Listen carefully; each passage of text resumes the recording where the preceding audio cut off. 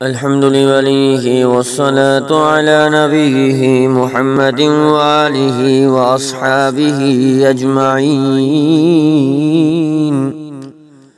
أما بعد فأعوذ بالله من الشيطان اللعين الرجيم. بسم الله الرحمن الرحيم.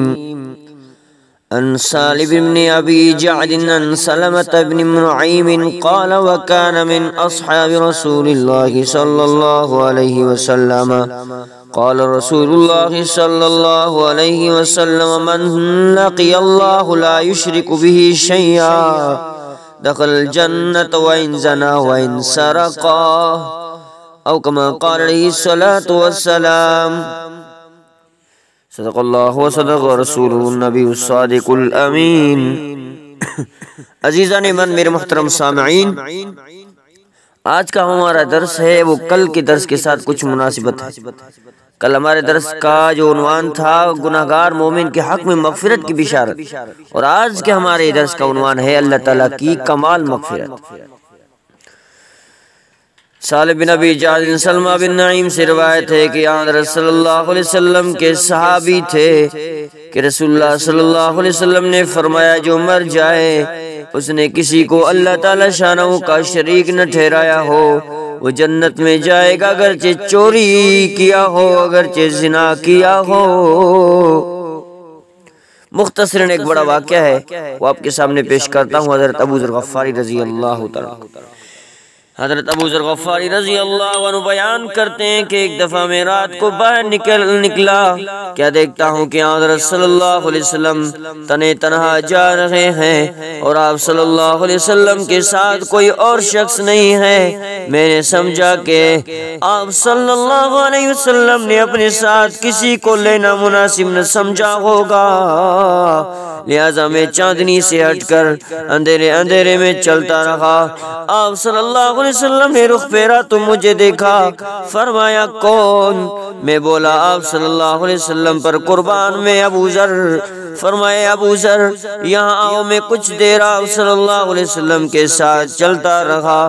پھر آپ صلی اللہ علیہ وسلم نے فرمایا: جو لوگ یہاں بہت مالدار ہیں قیامت میں وہی سب سے زیادہ غریب ہوں گے، مگر صرف وہ شخص جس کو اللہ تعالیٰ نے مال دیا تو اس نے دائیں بائیں آگے پیچھے چاروں طرف فقیروں کو خوب دیا اور خوب اچھے کام کیے. پھر میں تھوڑی دیر ساتھ چلا تو مجھ سے فرمایا: یہاں بیٹھ جاؤ، اور مجھے ایک صاف میدان میں بٹھا دیا جس کے ارد گرد پتھر ہی پتھر تھے، اور فرمایا کہ جب تک میں واپس نہ آؤں یہیں بیٹھے رہنا.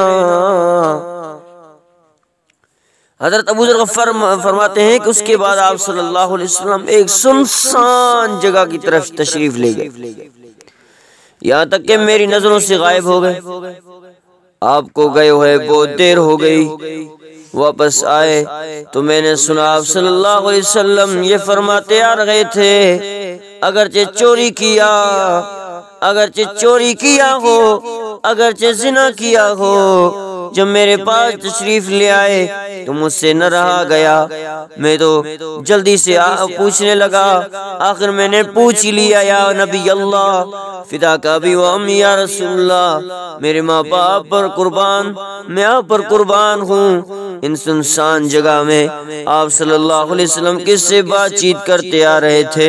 میں نے آپ صلی اللہ علیہ وسلم کو جواب دیتے ہوئے کسی کی آواز نہیں سنی. فرمایا: اے ابو ذر، جبرائیل علیہ السلام تھے، سنسان میں میرے پاس آئے تھے. یہ کہہ رہے تھے کہ آپ صلی اللہ علیہ وسلم اپنی امت کو خوشخبری سنا دیجئے کہ جو شرک سے پاک و صاف مر گیا وہ ضرور جنت میں ہے. اور میں نے کہا: جبرائیل، اگرچہ اس نے چوری اور زنا کیا ہو تو جبرائیل علیہ السلام نے کہا: جی ہاں یا رسول اللہ. میں نے کہا: پھر کہا اگرچہ اس نے چوری اور زنا کیا ہو. انہوں نے کہا: جی ہاں. میں نے پھر بھی کہا کہ اگرچہ چوری اور زنا کیا ہو، تو حضرت جبرائیل نے بھی یہی جواب دیا: جی ہاں یا رسول اللہ، چوری اور زنا بلا شک کرے، اگرچہ شراب بھی کیوں نہ پی لیا ہو لیکن شرک نہ کیا ہو. شراب بھی پی لیا ہو، زنا بھی کر لیا ہو، گناہ سارے کر لیا ہو، لیکن شرک نہ کیا ہو، اللہ کے رسول صلی اللہ علیہ وسلم کو بشارت دینے کے لیے جبرائیل آئے، کہنے لگے یا رسول اللہ آپ کی امت اگرچہ تمام گناہ کرے لیکن شرک نہ کرے، انشاءاللہ ضرور جنت میں جائے گا۔ میرے عزیزان مکرم، شرک بڑی برا ہے اور بڑا گناہ ہے۔ اللہ تبارک و تعالیٰ سے دعا رب العالمین ہم سب کو شرک کے ان شرک کے بڑے گناہ سے اللہ تعالیٰ سب کو محفوظ رکھے اور سب کو بچنے کی توفیق عطا فرمائے اور سب اس گناہ سے دور رہے۔ اللہ تبارک و تعالیٰ سے دعا رب العالمین عمل کرنے کی توفیق عطا فرمائے۔ وآخر دعوانا الحمدللہ رب العالمین۔